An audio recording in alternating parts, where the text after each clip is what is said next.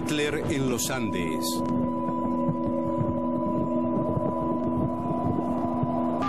En las últimas semanas de la guerra, esta era la salida más fácil de Berlín.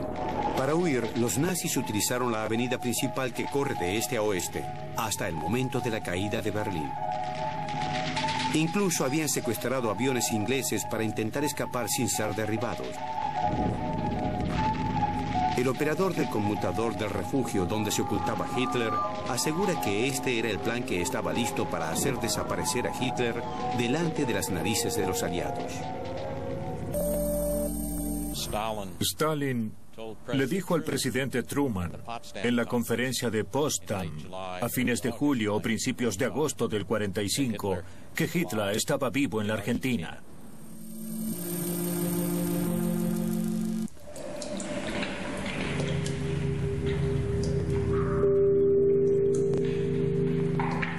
La afirmación de Stalin conmocionó a los aliados y encendió la imaginación de todo el mundo.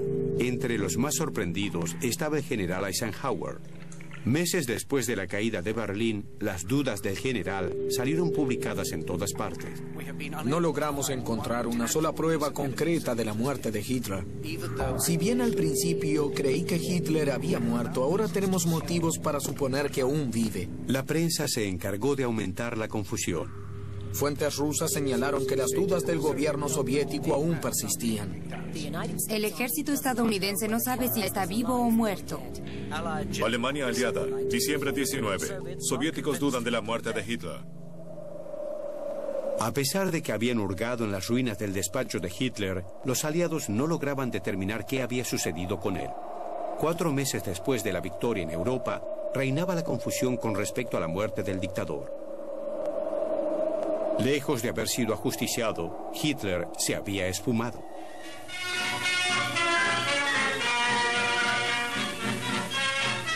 La entrada al refugio aéreo de Hitler. Este es el lugar donde se dice que se destruyeron los cadáveres de Hitler y Eva Braun. Al menos esta es una versión. Todos podemos formar nuestra opinión acerca de si así fue o cómo sucedieron los hechos. Un alemán dijo que los rociaron con gasolina y los quemaron. Puede ser verdad o puede ser mentira. Según qué fuente se consultara, Hitler se había envenenado, se había disparado a sí mismo, había muerto liderando sus tropas o incluso había escapado. En este clima incierto, la falta de pruebas sobre la muerte de Hitler tuvo un extraño efecto psicológico en todo el mundo. Del otro lado del Atlántico, los estadounidenses estaban por concluir su propia investigación sobre la desaparición del dictador. En septiembre de 1945, el FBI emprendió una de las investigaciones más extraordinarias. Estos documentos del FBI, recientemente puestos a consideración, revelan la histeria y la preocupación que había llegado desde Berlín hasta este lado del Atlántico en esos días. Desde todo el país, el FBI recibió miles de datos de personas que aseguraban ofrecer valiosa información acerca del paradero de Hitler.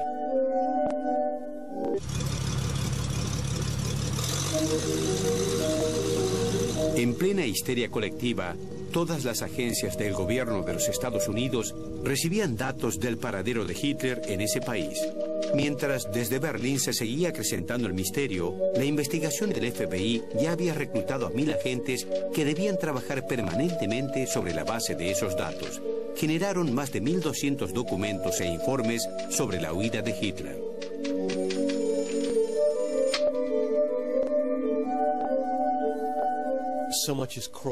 Habían tachado tantos datos en los informes que lo que se leía era algo como tachadura, dijo en tachadura, que Hitler, tachadura.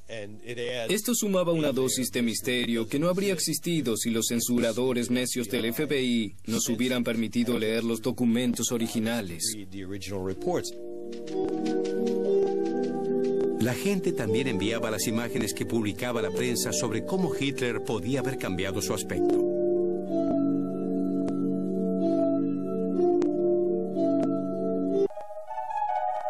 Nadie sabe si Stalin realmente creía eso o si era una artimaña de la Guerra Fría.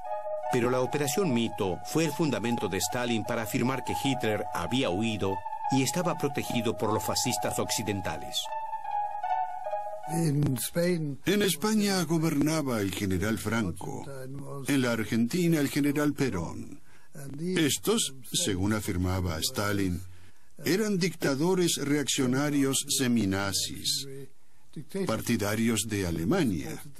Por lo tanto, Hitler podía haber huido a alguno de esos lugares.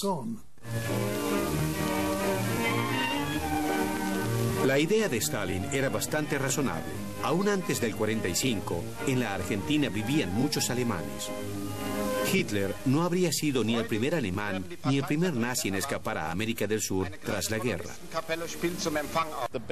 La hipótesis en favor de su supervivencia decía que un doble había muerto en su lugar en Berlín y que él y Eva Braun habían logrado huir hacia Noruega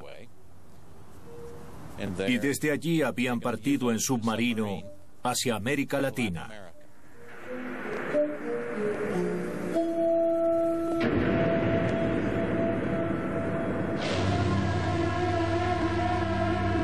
Esta idea condujo al FBI a una de sus más profundas indagaciones. Uno de los informes que alimentaba la sospecha se refería al viaje del U-977. Partimos de Noruega el 6 o 7 de mayo. Tras la partida nos convertimos en una nave fantasma que deambuló por el norte de Escocia, más allá de Irlanda, Francia y Vizcaya. Nos buscaban por todos lados. Lo único que podíamos hacer era escuchar furtivamente las comunicaciones por radio y determinar si había alguien encima o cerca de nosotros. La mayoría de la gente consideraba este viaje prácticamente imposible. La ropa que llevábamos puesta estaba húmeda y llena de moho. Las literas estaban húmedas. No podíamos afeitarnos. Nunca te afeitas en un submarino. Los dientes se nos aflojaron por falta de alimentos frescos. Nos sentíamos sucios y cada vez más deprimidos. El U-977 llegó a la costa argentina el 17 de agosto de 1945.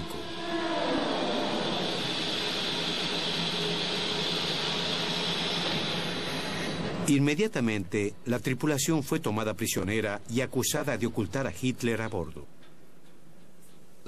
Estos submarinos llegaron a la Argentina y la tripulación se entregó.